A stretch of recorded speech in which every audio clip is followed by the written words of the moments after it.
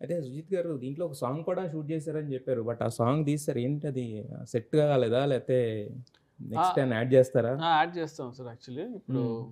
అది దాని గురించి డిస్కషన్ జరుగుతుంది. అంటే ఎందుకు తీశారు అసలు ఫస్ట్ ఆఫ్ ఆల్? అంటే తీయడం అంటే షూట్ చేయడమా సార్?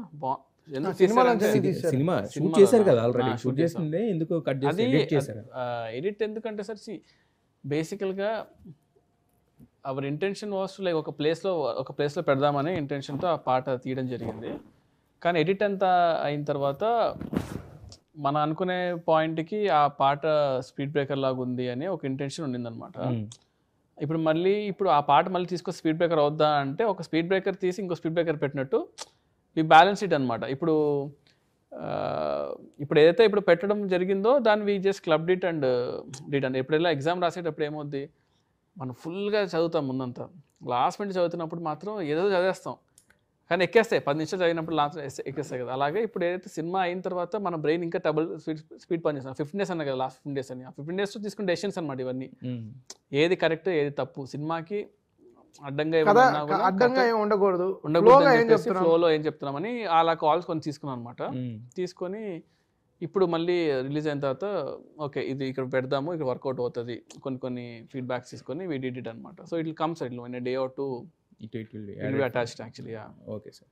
అయితే ఇప్పుడు మీరు చూస్తుంటే ఓజీకి జస్ట్ ఏదో మ్యూజిక్ డైరెక్టర్ లాగా కాకుండా దాన్ని ఓన్ చేసుకుని టోటల్ చేసినట్టుంది. మరి కంటెంట్ వైజ్ కూడా మరి సుజిత్ గారికి మీ సపోర్ట్ ఏమైనా ఉందా?